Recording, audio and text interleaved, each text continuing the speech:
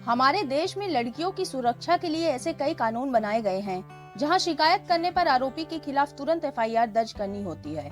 आरोपी अगर आम आदमी हो तो पुलिस ऐसा करती भी है, लेकिन जब आरोप 6 बार के सांसद और भारतीय कुश्ती संघ के अध्यक्ष ब्रजभूषण शरण सिंह के खिलाफ हो तो दिल्ली पुलिस एफआईआर तक दर्ज नहीं करती है। ब्रजभूषण शरण सिंह, जिन पर 4 महीने से भारत के लिए मेडल जीतने वाली महिला पहलवानों ने यौन शोषण जैसे गंभीर आरोप लगाए हैं। देश के कानून के अनुसार अगर किसी पर ऐसे आरोप लगाए जाते हैं तो तुरंत एफआईआर दर्ज की जाती है, लेकिन ब्रजभूषण शरण सिंह पर 4 महीने बाद सुप्रीम कोर्ट के आदेश पर 28 अप्रैल को एफआईआर दर्ज की गई। लेकिन इन सब के बीच सवाल ये है कि अब तक इस केस में कोई कार्यवाही क्यों नहीं की गई और न ही कोई एक्शन लिया गया। इसलिए इस पूरे मामले में दिल्ली पुलिस पर भी सवाल उठाए जा रहे हैं। आज की वीडियो में हम जानेंगे कि आखिर ये पूरा मामला है क्या, और ब्रजभूषण शरण सिंह के राजनीतिक जीवन से जुड़ी कुछ बातें भी जानेंगे। 4 महीने पहले जनवरी 2023 में बजरंग पूनिया, साक्षी मलिक, विनेश फोगाट जैसे तमाम बड़े खिलाड़ियों ने भारतीय कुश्ती संघ के अध्यक्ष ब्रजभूषण शरण सिंह पर महिला खिलाड़ियों के साथ यौन शोषण जैसे गंभीर आरोप लगाए और दिल्ली के जंतर मंतर में धरना प्रदर्शन किया। करीब 3 दिन तक चले इस प्रदर्शन के बाद केंद्रीय खेल मंत्री अनुराग ठाकुर ने खिलाड़ियों के साथ बातचीत की और आश्वासन दिया कि सरकार निष्पक्ष तरीके से जांच करेगी, और खिलाड़ियों ने प्रोटेस्ट करना बंद कर दिया।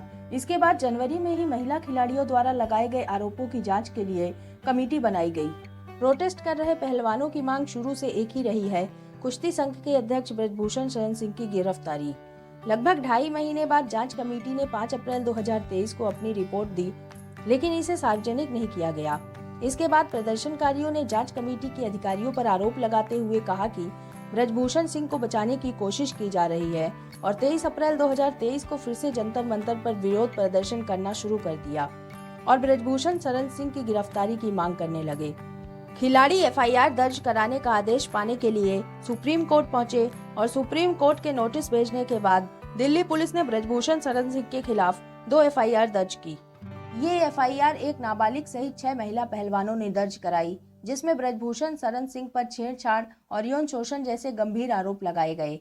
वहीं महिला पहलवानों के प्रदर्शन के बीच ब्रजभूषण सिंह कब हुआ, कहां हुआ जैसे सवाल कर रहे हैं और दोषी पाए जाने पर फांसी की मांग कर रहे हैं। उनका कहना है कि नियमों में बदलाव की वजह से पहलवान नाराज हैं और प्रदर्शन कर रहे हैं। इसी बीच पहलवानों के आरोपों और ब्रजभूषण शरण सिंह की सफाई पर देश भर से अलग अलग राय सामने आ रही हैं। पहलवानों पर आरोप लगाया गया कि ये प्रोटेस्ट एक साजिश है, और कहीं पर कहा गया कि अगर ये सब हो रहा था तो रेसलर्स पहले क्यों नहीं बोले।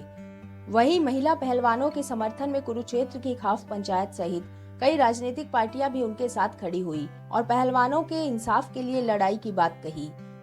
13 अप्रैल 2023 को इकोनॉमिक टाइम्स ने अपने एक आर्टिकल में लिखा है कि कमेटी को जांच में कोई सबूत नहीं मिले हैं जिससे आरोप साबित हो। वहीं पहलवानों का कहना है कि डर की वजह से कोई कुछ बोलने को तैयार नहीं है। साक्षी मलिक का कहना है कि पहले भी कुछ लड़कियों ने कोशिश की थी कंप्लेन करने की, लेकिन कंपटीशन से उनका नाम काट दिया गया। सभी पहलवानों की मांग है कि ब्रजभूषण शरण सिंह को उनके पद से हटाया जाए और उन्हें गिरफ्तार किया जाए। लेकिन ये पहला मौका नहीं है जब ब्रजभूषण सिंह विवादों में आए। इनका राजनीतिक जीवन कई बार विवादों में आया। ब्रजभूषण सिंह की गिनती उत्तर प्रदेश के दबंग नेताओं में की जाती है। पहले भी इन पर हत्या और तोड़फोड़ जैसे कई आरोप लग चुके हैं। ये अपनी बेबाक बयानबाजी के लिए भी जाने जाते हैं। ब्रजभूषण शरण सिंह उत्तर प्रदेश गोंडा कॉन्स्टिट्यूएंसी से बीजेपी एमपी है। उन्हें राजनीति के अलावा पहलवानी का भी शौक था। गोंडा के स्थानीय लोग बताते हैं कि ब्रजभूषण सिंह राजनीति में आने से पहले कुश्ती प्रतियोगिताओं का आयोजन कराया करते थे। अपने कॉलेज में वो छात्र संघ के अध्यक्ष भी चुने गए थे और यहीं से उनका राजनीति का सफर शुरू हुआ। 1988 में वो बीजेपी से जुड़े और पहली बार 1991 में वो लोकसभा के लिए चुने गए, और इसके बाद वो लगातार 6 बार लोकसभा के लिए चुने जा चुके हैं। 1999 के बाद से वो आज तक एक भी चुनाव नहीं हारे हैं, और 2011 से ही वो कुश्ती संघ के अध्यक्ष भी हैं। 2009 में मतभेद के चलते बीजेपी छोड़कर सपा में शामिल हो गए थे। इसके बाद 2014 में वो फिर से बीजेपी में शामिल हो गए। ब्रजभूषण सिंह का नाम बीजेपी के नेता लाल कृष्ण आडवाणी के साथ उन 40 लोगों में शामिल था जिन्हें 1992 में अयोध्या में बाबरी मस्जिद के ढांचे को गिराने का जिम्मेदार माना गया था। उन्होंने खुद कई इंटरव्यूज में बताया है कि कार सेवकों को उन्होंने मदद पहुंचाने का काम किया था। पिछले साल झारखंड में अंडर 19 नेशनल कुश्ती चैंपियनशिप के दौरान उन्होंने एक रेसलर को मंच पर ही थप्पड़ मार दिया, क्योंकि वह शिकायत लेकर पहुंचा था कि उसे चैंपियनशिप में 15 साल से कम उम्र की कैटेगरी में खेलने नहीं दिया गया। इसी बात पर उसकी WFI अध्यक्ष से बहस हो गई और उन्होंने मंच पर ही उसे थप्पड़ मार दिया। 2022 के चुनाव प्रचार के दौरान ब्रजभूषण शरण सिंह ने कहा था कि समाजवादी पार्टी को वोट दोगे तो पाकिस्तान खुश होगा। तब उन्होंने कहा था कि ये हमारी ही पार्टी में संभव है कि हम कलाम को राष्ट्रपति बनाते हैं। कलाम बनकर रहोगे तो राष्ट्रपति बनाएंगे, कसाब बनकर आओगे तो काटेंगे। बीते साल नवंबर में उन्होंने ओवैसी को लेकर भी एक विवादित बयान दिया था। उन्होंने कहा था कि मैं गारंटी लेता हूं कि ओवैसी के पूर्वज हिंदू थे और उनके बाबा के पिताजी का नाम तुलसी राम था। कुछ दिनों पहले ब्रजभूषण शरण सिंह ने राहुल गांधी और बिलावल भुट्टो को एक ही नस्ल का बताया था। तब उन्होंने कहा था कि पता नहीं ये कैसे इधर उधर हो गए। वो योग गुरु रामदेव पर भी अपने बयान को लेकर चर्चा में रहे हैं और उन्होंने पतंजलि पर नकली घी बेचने का आरोप लगाया था। तब पतंजलि ने उन्हें लीगल नोटिस भेजा था। इसी तरह वो अपनी बेबाक बयानबाजी के लिए कई बार सुर्खियों में बने रहे।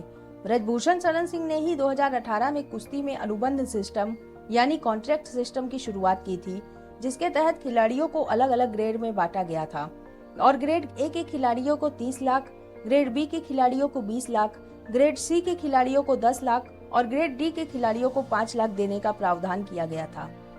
ब्रजभूषण सिंह का कहना है कि इन्हीं नियमों में बदलाव की वजह से पहलवान नाराज हैं और उनके खिलाफ प्रदर्शन कर रहे हैं।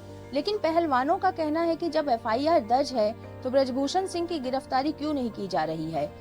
ब्रजभूषण शरण सिंह ताकतवर हैं, इसमें किसी को संदेह नहीं है, लेकिन ये सोचने वाली बात है कि जब उन पर गैर जमानती अपराध में ही केस दर्ज है, फिर भी पुलिस उन्हें गिरफ्तार क्यों नहीं कर रही है। इस बारे में आपकी क्या राय है, कमेंट बॉक्स में जरूर बताएं। और वीडियो अच्छा लगा हो तो वीडियो को लाइक और चैनल को सब्सक्राइब करना ना भूलें।